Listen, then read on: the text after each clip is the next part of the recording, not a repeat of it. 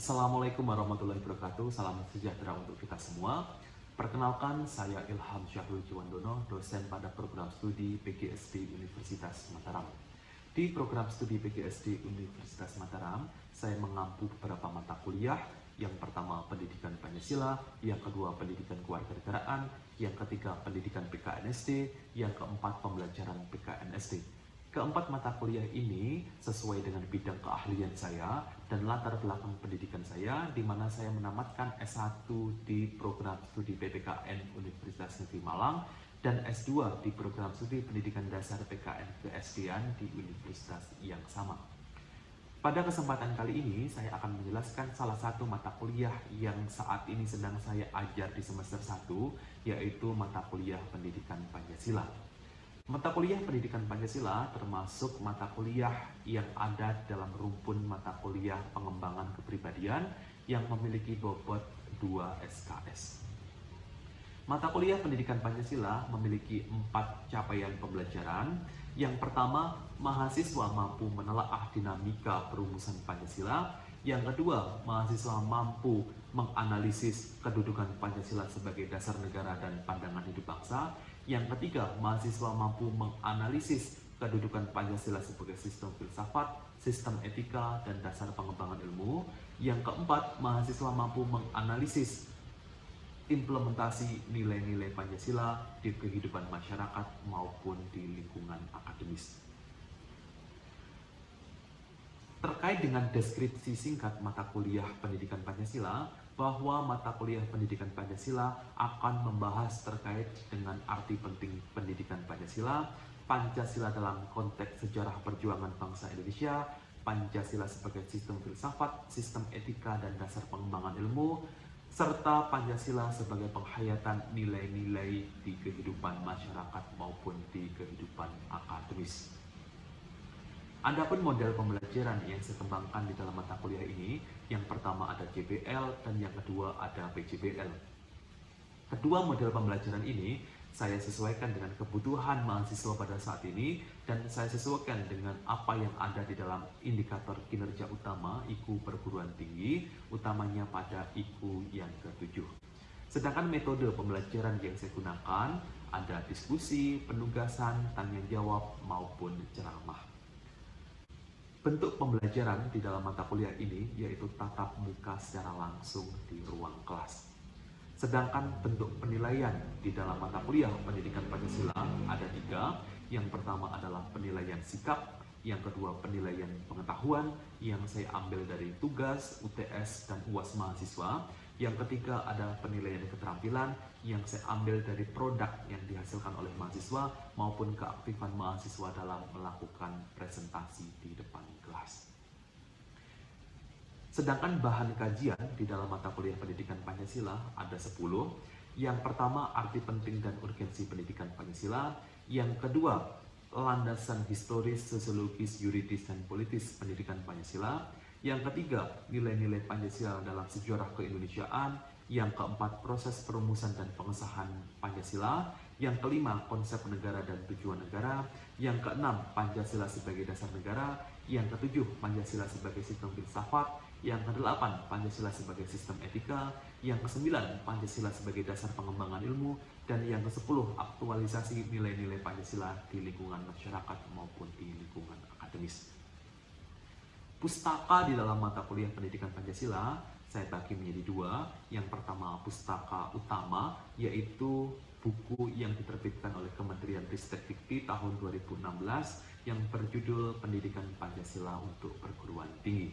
Sedangkan pustaka pendukung saya ambil dari beberapa hasil penelitian saya, salah satunya berjudul Persepsi Mahasiswa Terhadap Fungsi Pancasila sebagai Pandangan Hidup Bangsa, karena sesuai dengan materi yang akan dipelajari oleh mahasiswa di dalam proses perkuliahan.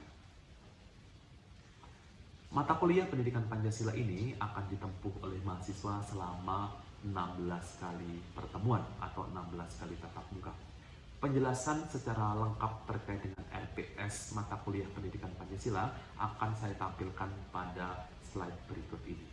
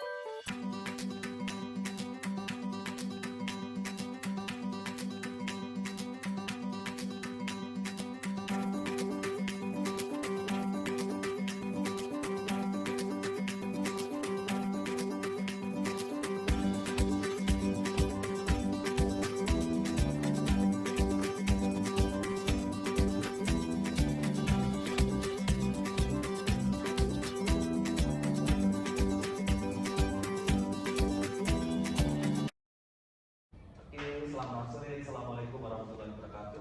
Waalaikumsalam warahmatullahi wabarakatuh. Kita berjumpa kembali ya di sore hari ini di mata kuliah pendidikan Pancasila. Ya. Kalau sesuai dengan yang ada di RPS, hari ini kita masuk perdana minggu pertama kita di mata kuliah pendidikan Pancasila. Ya. Kemarin sudah saya serahkan RPS ke kalian dan saya kira sudah dibaca RPS-nya itu ya. Nah, hari ini kita akan melakukan proses pembelajaran di pertemuan pertama. Nah, di dalam RPS itu di pertemuan pertama itu ada kemampuan akhir yang harus dicapai oleh mahasiswa di setiap pertemuan ya. Kalau di pertemuan pertama nanti harapannya kalian bisa menganalisis arti penting dan urgensi pendidikan Pancasila. Jadi setelah kuliah ini berakhir, nanti kalian harus bisa menganalisis, kemudian menjelaskan untuk apa sih pendidikan Pancasila itu diajarkan di perguruan tinggi. Dari kemampuan akhir nanti yang diharapkan kalian kuasai setelah melakukan proses pembelajaran hari ini, ada indikatornya ya. Kalian bisa menjelaskan, kalian bisa menganalisis arti penting Pancasila itu ada indikatornya. Indikatornya apa? Yang pertama, nanti kalian harus bisa mendeskripsikan ya, mendeskripsikan urgensi pendidikan Pancasila. Ya, kalau kita di perguruan tinggi, ya tentunya di perguruan tinggi. Ya. Kemudian yang kedua, nanti kalian juga harus bisa menganalisis terkait dengan peristiwa aktual berkaitan dengan Pancasila. Ya. Persoalan-persoalan yang dihadapi oleh Pancasila selama beberapa tahun terakhir ini. Nah, itu dua indikator apabila nanti kalian mampu menguasai kemampuan akhir yang diharapkan di mata kuliah pendidikan Pancasila. Nah, model pembelajaran yang akan kita gunakan pada kuliah hari ini, model pembelajaran berbasis kasus ya. Nanti saya akan memberikan kasus kepada kalian. Nah, kalian nanti akan menganalisis kenapa kok bisa kasus itu terjadi dan kalian harus bisa ngasih solusi juga ya. Kira-kira kalau ada kasus seperti itu, solusinya seperti apa? Biar nanti di kemudian hari tidak terjadi lagi kasus itu. Ya. Kemudian penilaian, ya, tentu kan di setiap perkuliahan itu ada penilaiannya. Dan untuk pertemuan pertama pada hari ini, penilaian yang akan saya lakukan adalah penilaian ujuk kerja. Ya. Nanti di akhir proses pembelajaran, masing-masing kelompok nanti akan mempresentasikan hasil pekerjaannya. Pekerjaannya apa nanti yang akan dikerjakan oleh kelompok? Ya, kita lihat nanti ya. Di sini akan dijelaskan terkait dengan tugas-tugas yang harus dikerjakan oleh kelompok. Nah, itu pengantar yang dapat saya sampaikan sebelum kita masuk ke materi inti pada pertemuan kita hari ini.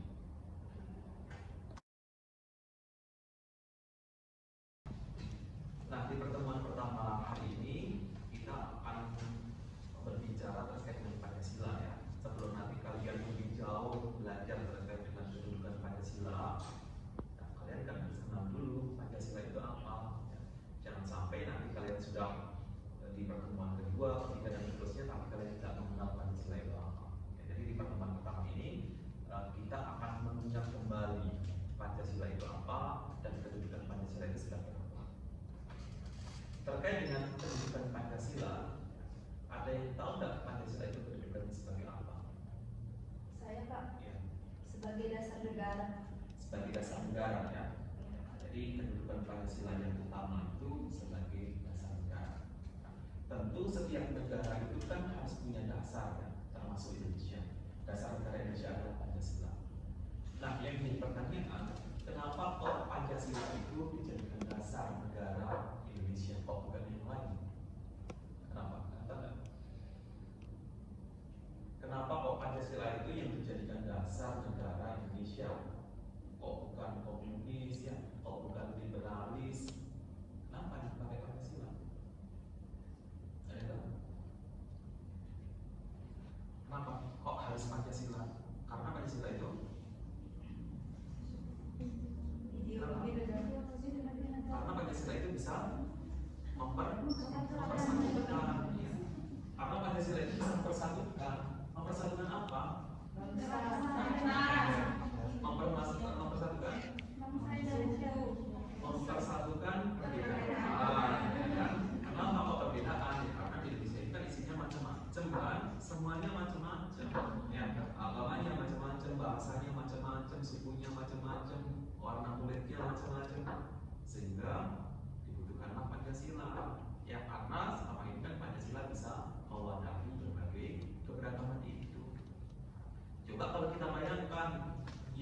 dari ideologi Indonesia bukan Pancasila ya, tapi ideologi yang berlandaskan agama tertentu misalkan.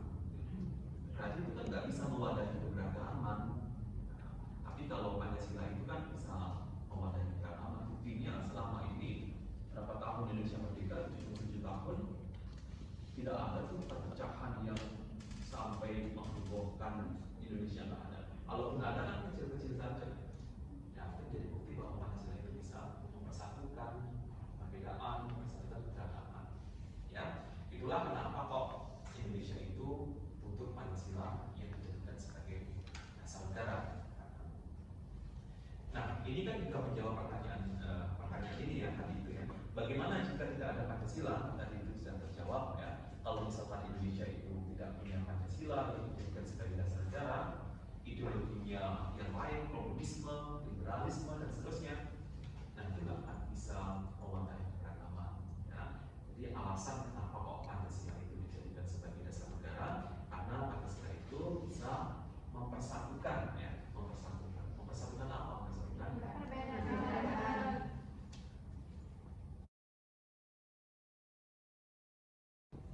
Nah, habis ini saya akan menampilkan dua permasalahan terkait dengan Pancasila yang akhir-akhir ini seringkali nongol di media sosial maupun televisi. Kalau kalian sering membaca berita di handphone kalian maupun di televisi, saya kira kalian tidak asing dengan dua kasus yang akan saya tampilkan berikut ini. Nah, kasus pertama yaitu terkait dengan intoleransi. Intoleransi itu kan kebalikan dari toleransi. Jadi ancaman terbesar ideologi Pancasila pada saat ini ya, itu adalah intoleransi dan radikalisme. Nah, sekarang ini banyak sekali kasus-kasus terkait dengan intoleransi. Kalau kalian lihat berita beberapa waktu yang lalu di sekitar kalian di Lombok Barat kan ada kasus tuh terkait dengan pembakaran rumah itu, ya kan? Nah, itu adalah contoh dari intoleransi ini. Dan masih banyak kasus yang lain ya. Walaupun kasusnya kecil-kecil, kalau itu dibiarkan kan tentu akan menjadi masalah yang besar nanti ya. Nah, itu masalah yang dihadapi oleh Pancasila pada saat ini ya. Ada intoleransi, ada radikalisme. Ini kasus yang pertama, ya silakan nanti ini dibaca ya, nanti akan saya bagikan ke setiap kelompok kasus ini. Silakan nanti dibaca kasus pertama terkait dengan ancaman Pancasila, terkait dengan intoleransi dan radikalisme. Nah, kasus yang kedua apa? Nah, ini kasus yang kedua ya.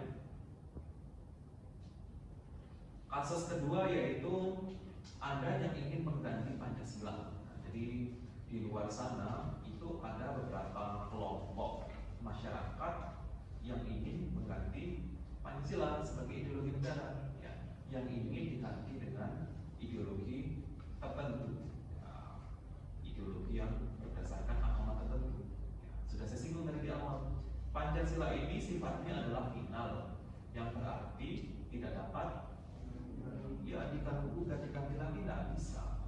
Mau diganti dengan ideologi yang lain nggak bisa ya. Tapi ada orang di luar sana yang berupaya ingin mengganti Pancasila ya, dengan ideologi yang berbeda benar ya. Tapi sekali lagi kalau misalkan Pancasila itu diganti maka Indonesia akan bubar ya, akan bubar karena yang mempersatukan bangsa Indonesia selama ini kan Pancasila ya. Coba bayangkan misalkan Pancasila itu diganti dengan ideologi agama tertentu ya, maka akan sampai 1 tahun kan Indonesia akan bubar ya. Karena Indonesia ini kan macam-macam kan, agamanya ada 6 tuh. Kalau misalkan ideologinya agama tertentu kan, agama yang lain kan nggak mau, tentu tidak akan keluar dari negara Indonesia. Nah, jadi kalau misalkan ada yang ingin mengganti ideologi Pancasila ya siap-siap saja nanti Indonesia itu akan bubar ya. Nah, ini kasus yang kedua nanti yang harus kalian analisis ya. Yang pertama tadi terkait dengan intoleransi dan radikalisme. Kemudian kasus yang kedua yaitu ada sekelompok orang yang ingin mengganti ideologi Pancasila. Nah, di sini saya akan membagi kalian menjadi 5 kelompok ya. Silahkan nanti membentuk kelompok yang heterogen kelompok semuanya ya, karena di sini ada 3 cowok ya, berarti harus menyebar 3 itu ya, jangan menjadi satu kelompok. Ada 5 kelompok nanti yang harus kalian buat. Nah, masing-masing kelompok nanti akan mengerjakan tugas. Ya. Tugasnya apa? Tugasnya adalah menganalisis kasus yang sudah saya jelaskan tadi itu. Di sini kan ada 2 kasus. Nah, nanti masing-masing kelompok silahkan pilih salah satu dari 2 kasus ini. Ya. Silahkan pilih kasus 1 atau kasus 2. Kalian analisis, kalian cari penyebabnya. Nah, di tahap yang kedua ya, pengumpulan data. Di pengumpulan data ini kalian harus menganalisis, menginvestigasi kenapa kok bisa terjadi kasus itu. Kalau yang pertama tadi kasusnya adalah intoleransi dan radikalisme, ya, berarti kalian harus cari penyebabnya. Kenapa kok di Indonesia ini masih terjadi intoleransi dan kenapa kok masih terjadi radikalisme? Nah, itu kalau kelompok memilih kasus yang pertama, ya.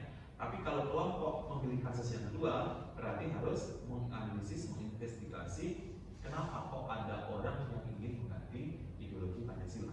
Ya, kenapa itu kok masih ada orang yang mengganti ideologi Pancasila? Itu kalau kelompok memilih kasus yang kedua, ya. Jadi silakan, saya serahkan sepenuhnya pada kelompok memilih kasus yang pertama atau kasus yang kedua. Itu yang nomor 2. Dan yang nomor 3, nanti juga kalian menawarkan solusinya. Ya. Selain kalian menganalisis penyebabnya apa, kalian harus mencari solusinya. Terkait dengan intoleransi, misalnya, bagaimana caranya jika di sekitar kalian itu terjadi intoleransi? Apa yang kalian tawarkan? Apa yang kalian lakukan? Solusinya apa? Ya. Termasuk jika ada orang yang ingin mengganti ideologi Pancasila, apa yang harus kalian lakukan? Apakah kalian diam saja? Tidak. Ya. Tentu harus punya solusi yang kalian tawarkan agar orang-orang di luar sana tidak punya niat untuk mengganti ideologi Pancasila. Ya. Itu langkah yang ketiga. Kemudian langkah yang keempat, nanti kalian menuliskan hasil kalian menganalisis tadi itu ya, dituliskan di lembar kerja yang akan saya berikan nanti, dan nanti harus kalian presentasikan. Nah, jadi setelah kalian menganalisis penyebabnya, menganalisis solusinya, nanti di akhir kalian harus menyajikan. Menyajikannya dalam bentuk apa? Dalam bentuk presentasi. Nanti setiap kelompok perwakilannya siapa ya yang akan mempresentasikan hasil pekerjaan dalam satu kelompok. Gitu ya. Oke, silakan bentuk kelompoknya. 5 kelompok ya dalam satu kelas ini. Ya, silakan.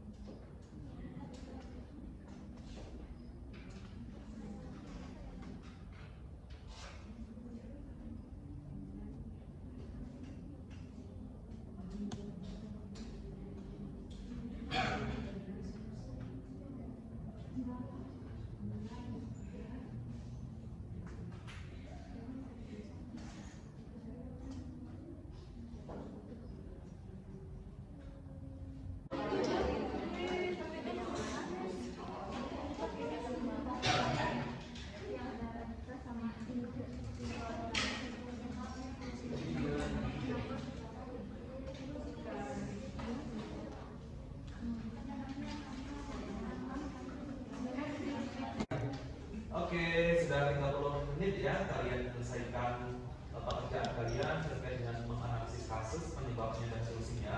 Sekarang kita sudah sampai di tahap yang keempat ya, penyajian laporan ya. Yang kalian kerjakan nanti kan harus dilaporkan dalam bentuk apa? Dalam bentuk presentasi. Nah, nanti masing-masing kelompok akan presentasi, mohon disiapkan juru bicara dari masing-masing kelompok. Dari tempatnya masing-masing aja ya. Tapi silakan nanti perwakilannya yang berdiri. Oke, saya mulai dari kelompok A dulu. Siapa yang jadi? Ya, silakan berdiri. Yang kelas soalnya. Jadi baik, assalamualaikum warahmatullahi wabarakatuh. Waalaikumsalam warahmatullahi wabarakatuh. Saya perwakilan dari kelompok 4 akan mempresentasikan hasil kerja diskusi kami. Yang kami ambil kasus yang pertama, ancaman terbesar ideologi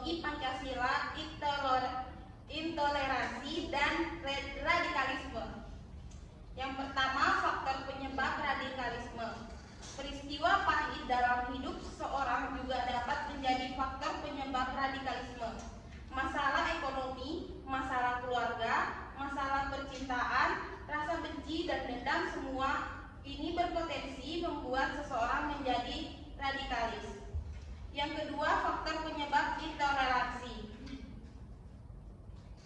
Yang pertama, pandangan keagamaan. Yang kedua, populisme agama, populasi agama. Yang ketiga, politisi yang memanfaatkan agama. Dan yang terakhir, yang ketiga, solusi pencegah radikalisme dan intoleransi. Yang pertama, memperkenalkan ilmu pengetahuan dengan baik dan benar. Yang kedua, memahamkan ilmu pengetahuan dengan baik dan benar. Yang ketiga, meminimalisir kesenjangan sosial. Yang keempat, menjaga persatuan dan kesatuan. Yang terakhir, mendukung aksi perdamaian. Terima kasih.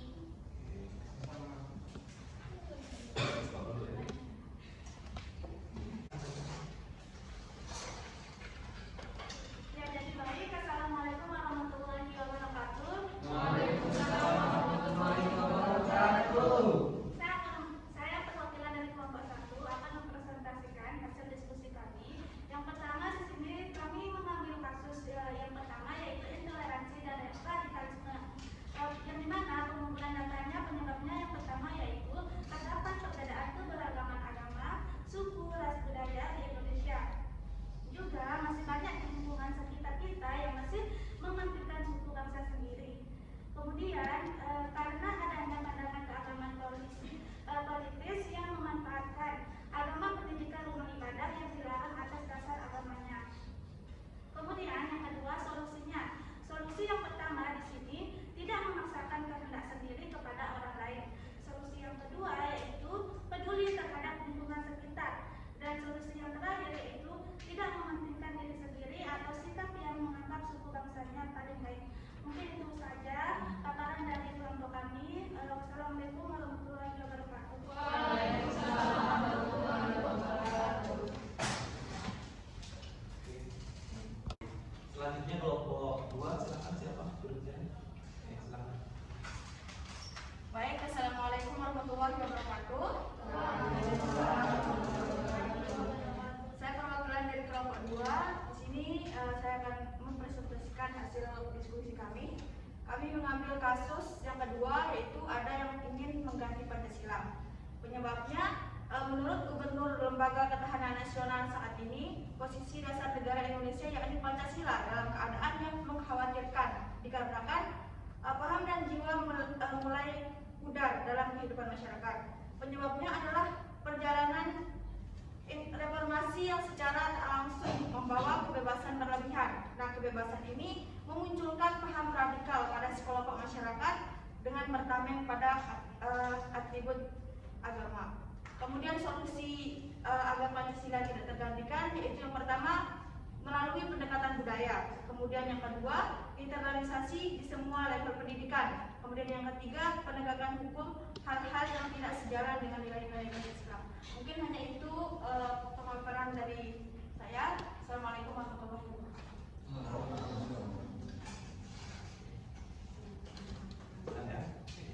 Langsung kelompok 4 dan 3.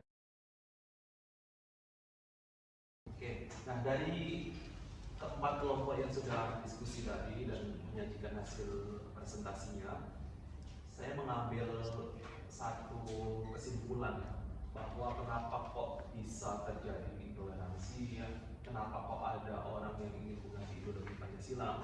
Karena apa? Karena terlalu fanatik terhadap kelompoknya atau yang mereka percayai, ya, yang bisa menganggap bahwa orang yang tidak sama dengan dia itu bukan kelompoknya atau menjadi musuhnya. Sama halnya dengan kalian, ya. Kalau kalian fanatik terhadap sesuatu, ya pasti kalian akan menganggap yang lain itu salah di mata kalian.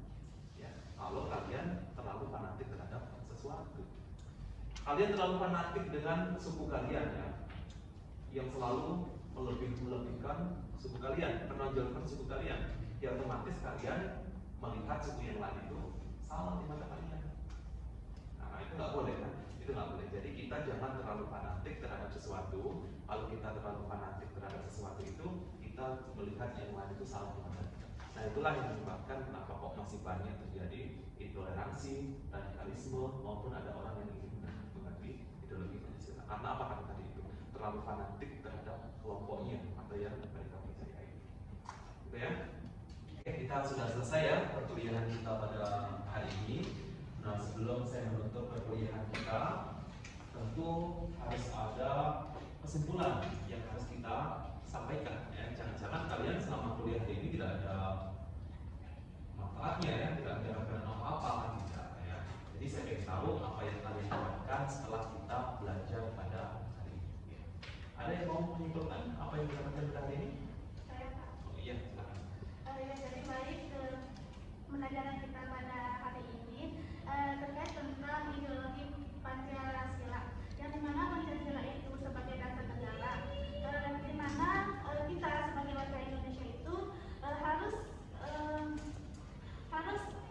keberagamannya itu satu sama lainnya, keberagaman suku budaya, suku bangsa Indonesia, suku ras, warna kulit dan lain sebagainya. Jadi kita di sini sebagai mahasiswa, sebagai pelajar harus menghargai satu sama lainnya. Jadinya kita itu tidak boleh fanatik dengan suku kita sendiri masing-masing. Oke. Mungkin Dan, itu saja Pak. ya, jadi itu kesimpulannya ya. Jadi Pancasila itu sebagai dasar negara, tentu dalam kedudukannya sebagai dasar negara, Pancasila itu banyak sekali menghadapi tantangan ya. Tadi sudah disampaikan tantangannya itu ada radikalisme, ada intoleransi, kemudian ada upaya dari sekelompok orang yang ingin mengganti ideologi Pancasila. Ya.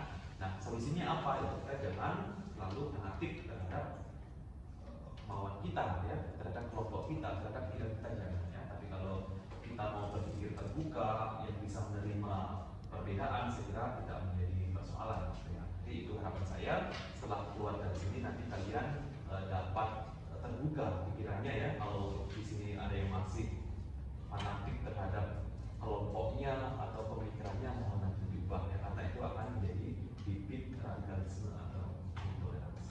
Kita ketemu minggu depan ya, mohon dibaca di ATS-nya, kita sampai saja di minggu depan. Itu ya, selamat pagi, assalamualaikum warahmatullahi wabarakatuh.